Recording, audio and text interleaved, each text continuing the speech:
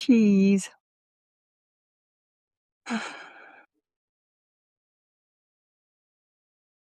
Hey everyone, Beth Barany here. Today I am going to talk about trust in your creative process, even on doubtful days.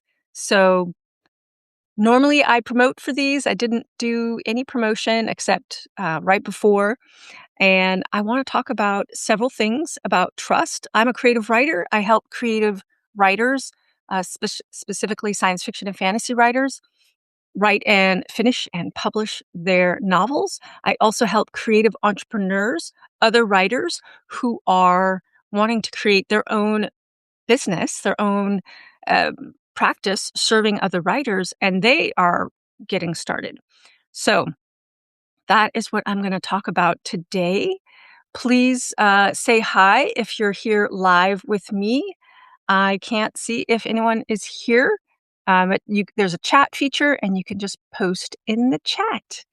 And so I'm going to just dive into my talking points. There's going to be a replay, so you can always listen later. So the first thing, I have 3 talking points today. The first thing I want to talk about is that trust isn't a vibe. It's not just something that you feel, don't feel, it comes and goes arbitrarily. It's actually a practice. So how do you practice trust? Through small repetitions. Every time you show up for your writing, every time you show up for your commitments to your creative process, to your creative work, that's the first step. And then creating something and finishing something, meaning spending that short time writing or that time working on your business. And then also it's it's showing up, which is an experimentation. Our We don't know what will happen, but we do know that if we show up and put our attention on our creative work, things happen. And then we want to notice what worked for us and what didn't. So thanks for those joining us. Say hi in the chat and notice, how do you notice, or what do you notice when you are trusting your creative process? For me, it feels like flowing. It feels like water flowing. I can tell that I'm in a good creative place when I'm in a place of flow. Instead of versus expecting things to be a certain way and being upset because they're not. Now we're not trusting what's showing up. We're wanting something else that isn't right in front of us. I'm a writer that is partly doing some planning and some pantsing. I write often through the seat of my pants, and I have to trust that what comes out of my mouth, that what I am urging, something inside of me is urging me to say something or to write something. I have to trust that, because if I don't and I start judging it even before it leaves me, now we've just destroyed uh, any trust. Because what else do we have? We only have ourselves. So we need to trust what comes out of us, even if our society, our culture, those around us might judge it. For us, it's true. We might get a special guest today, my cat, Rocket. Let's see. Are you going to come? You going to join us, Rocket? Come, join the talk. Uh, I fed you, so now come on, join the talk. Yeah, say hi to these nice people. Can't pick him up. He doesn't like that. So what I want to say is that our body and our emotions are data, our information, good information, not obstacles. Our body is our vehicle. Our emotions are our vehicle. So if we're blocked or spiraling into self-doubt, there could be a lot of things going on, right? We could be afraid. We could be overwhelmed. We could need a hug. We could need friendship. We could need to be around people who understand us. All of that is legit. So sometimes, I don't know if this happens to you, sometimes I want to work on my writing and all of a sudden I notice I'm hungry. It's like, to be a writer, I have to come closer. I have to really feel seated in my body. And then I notice my body symptoms. So, or some days I sit down to write and I notice that I'm just really tired and really grumpy.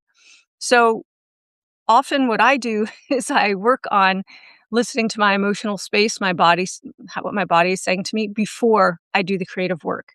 And for me, that process is walking. For some people, it's yoga. For some people, it's swimming. For some people, it's dancing. Actually, I do a lot of dancing as well. So you want to listen to your body and take care of your physical needs so that you can show up for your creative process.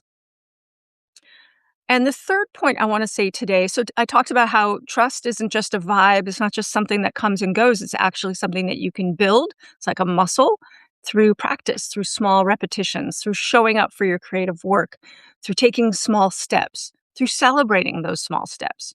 And then number two, that emotions and the experience in your body is not an obstacle. It's actually good information. It's data. Whenever we're feeling low energy or extreme self-doubt, maybe we need a nap, we need better sleep, better nutrition, we need support, emotional support. Maybe we need our therapist, we need our coaches, maybe we need our hugs from our friends and family and those who love us. And when we take care of those needs, we can now go back to our creative work.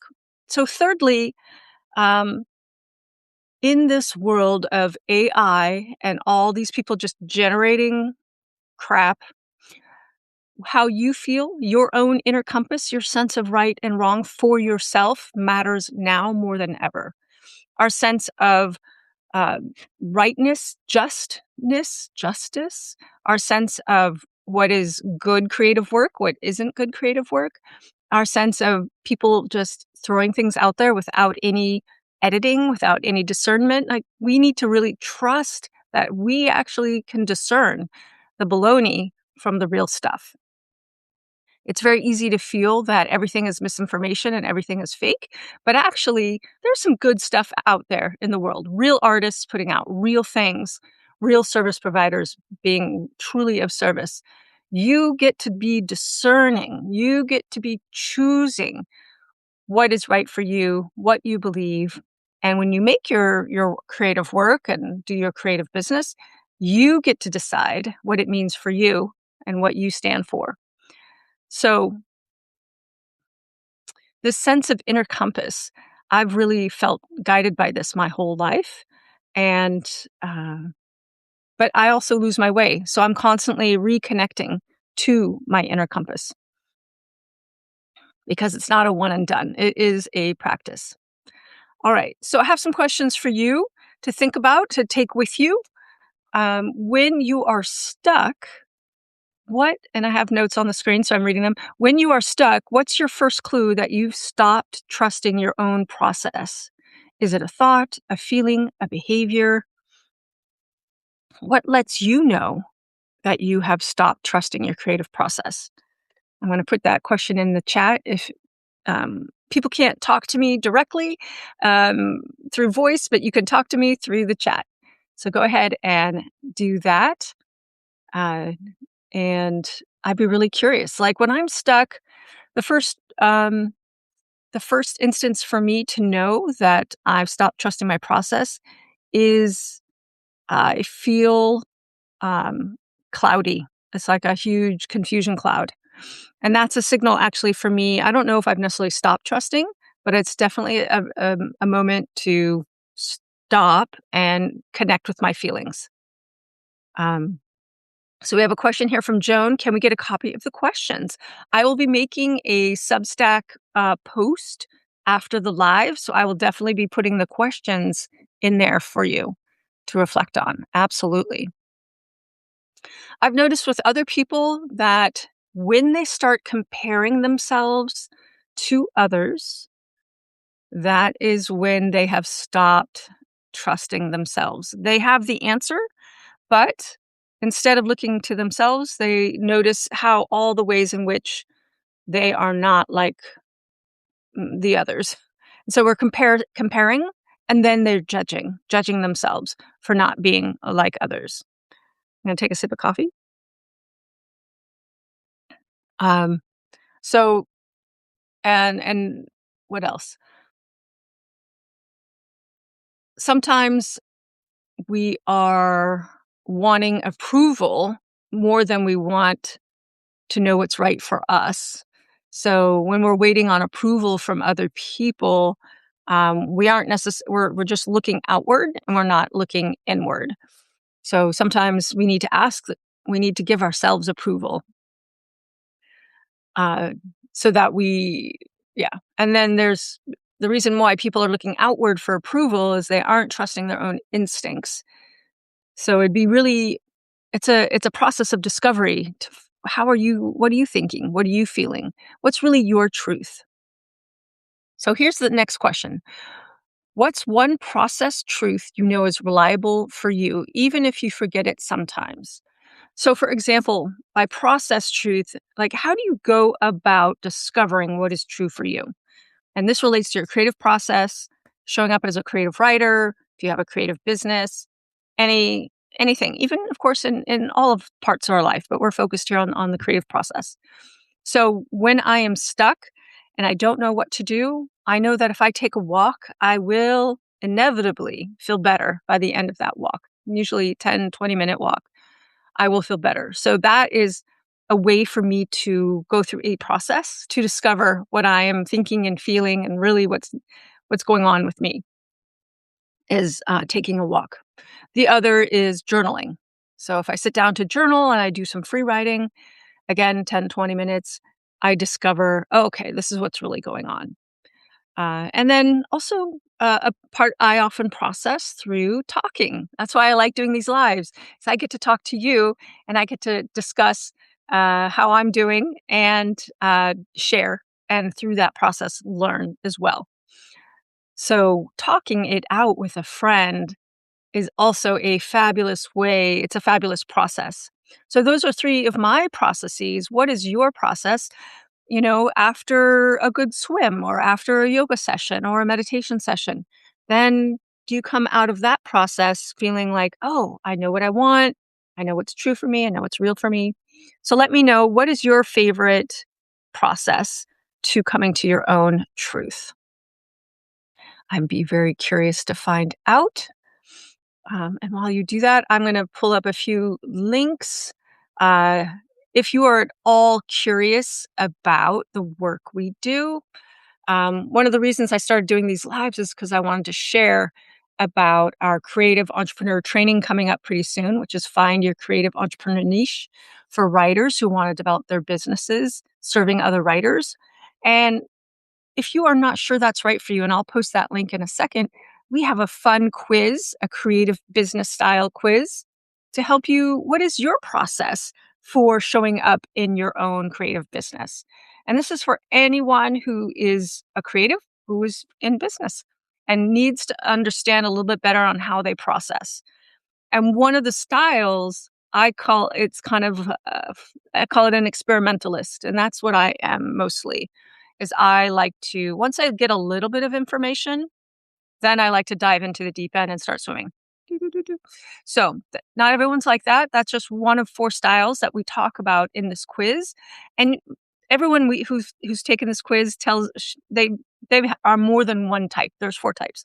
And so it's really great way to know, oh, maybe you're someone who needs to do a lot of study before you jump in to the project. Or maybe you're somebody who needs a coach, who needs the community long before you ever jump into the deep end.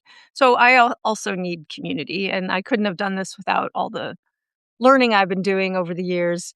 I've been in business for 20 years, helping other writers, and now I am moving my business towards helping creative writers who want to serve other creative writers. So I'm going to post that link in the chat in a second. It's a live boot camp we're running March 20th to 24th. It's $67, and it's really about helping you start your writing service business.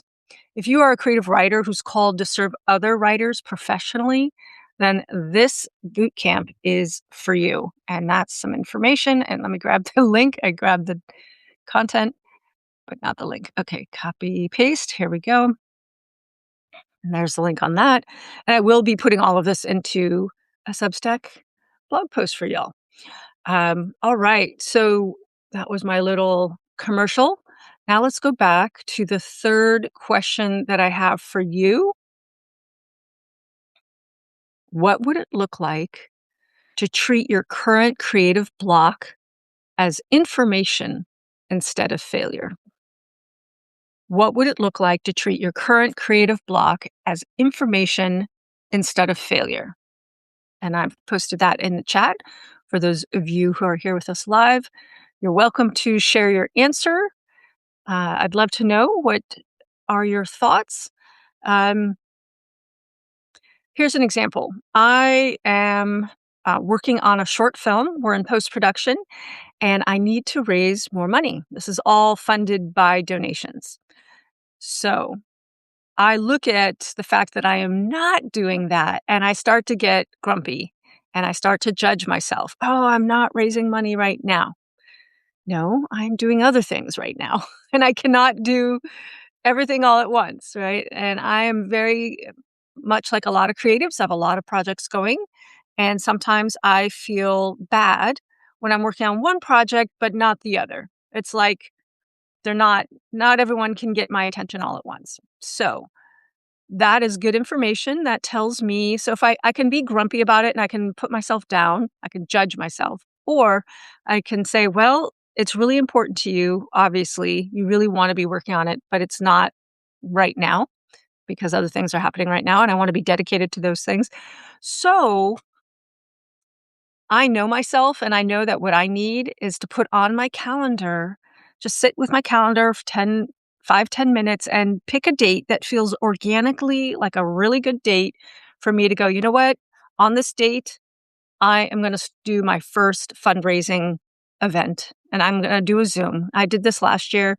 It was a trial and I'm going to do it again. And I'm going to do more. I'm going to go into people's communities. I have a whole plan that I've been sitting on for a year and do Zooms and talk about the film and raise money. That way I can like do a virtual tour without without leaving my hometown.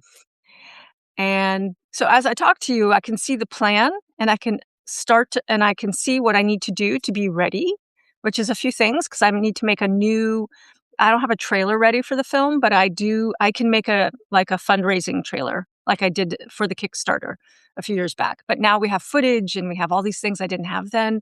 So now I can redo the the fundraising film, the little trailer for fundraising. And that's doable. I could totally do that. So now I have a task and now I can start to put things on the calendar and I can make a schedule and I can work with my co-producer on that schedule. And now I have a plan. And that actually makes me feel really, really good. So what I just did there in front of you all is I created the plan to help to put this project in motion. And it's going to happen in probably April or May.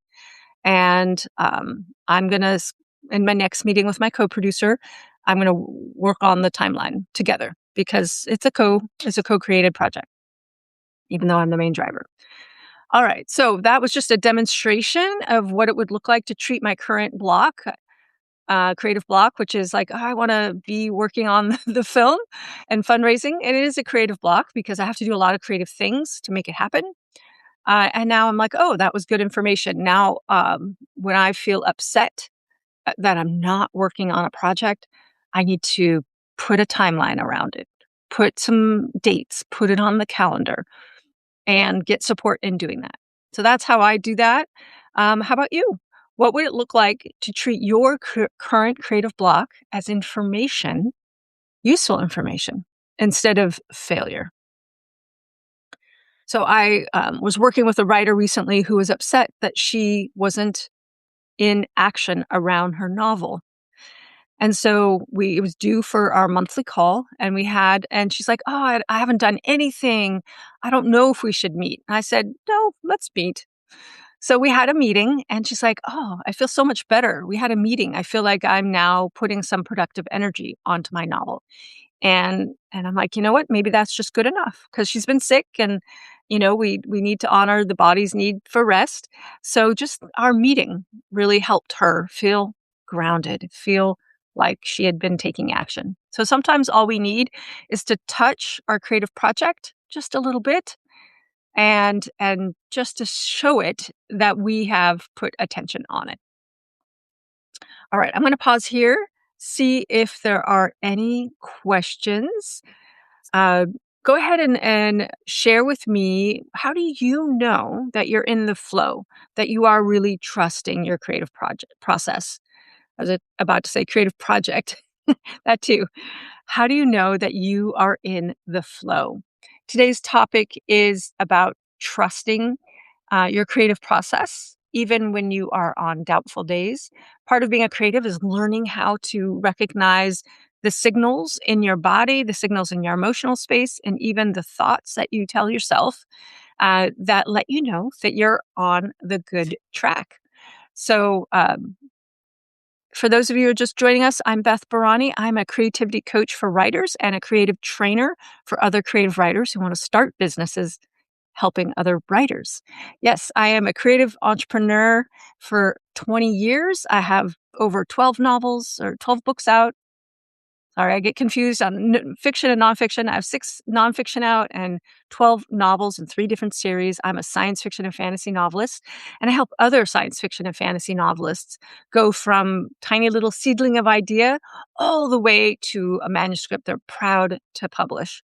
And now I'm joining forces with Gala Russ, who may be joining us today, but if not today, definitely next week, where we are teaching other creative writers who want to start their own service businesses or product businesses in a live training March 20th, which is, we call it Find Your Creative Entrepreneur Niche. And we're very excited about that. We have a quiz you can take that is at bethbarany.com/quiz. I already posted it in the chat. I don't know if those who are just joining us can see the chat.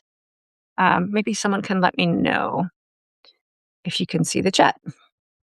And here's the link to the quiz. I also don't even know if the links are that I post in the chat are linkable. Maybe someone can let me know that too. So I'm just going for about another 7 minutes here, and I'd love to hear what people are writing. I told you I write science fiction and fantasy. I'm currently working on a fantasy novel. I'm just doing a complete, writing it playfully, writing it very playfully, having a lot of fun with that. A fantasy romance. And what else? What people here are writing? Fiction, nonfiction? What genre are you writing? Be really curious to know. What creative work are you inside of? I don't even know. Uh, I need to. I need to find out. Excuse me. So yeah, folks can let me know. What else is there to talk about? I'm just looking at my notes. Oh, that's all I got to say here. I'm curious. Well, one of the ways I was saying how I know that I'm in my flow, and I'm in my process is journaling. And I've been journaling since I was 13. So I'm curious, are there any other people who journal here?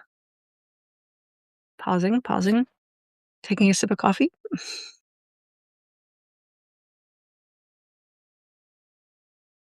Nope. I am also noticing, so I'm delivering the Substack on my laptop, but I notice that Substack also gives us the opportunity to use the phone. And some people join lives on the phone. So I'm not sure if that's what folks are doing. I'm just curious. Folks are on the phone or on the laptop, how that works. Uh, just gathering information. All right. Well, I'm going to wrap it up for today. If there aren't any questions that I can answer before I go, I'll have this replay up on the Substack by tomorrow, and y'all can have access to it. All right. Well, thank you everyone for coming. And I'm going to end early today and write long and prosper. Oh, yeah. One more thing I'm going to add before I go. That is the sign off for my podcast. And I'm just going to put the podcast link in here. I have a podcast called How to Write the Future. And the episode today is Trust Your Creative Process. How about that? You're welcome to listen on all of your podcast apps. I'm going to go out and enjoy the beautiful day. It's lovely and sunny here in Oakland, California. All right, everyone, have a wonderful creative day. And I'll say it again, right long and prosper. And that's a wrap.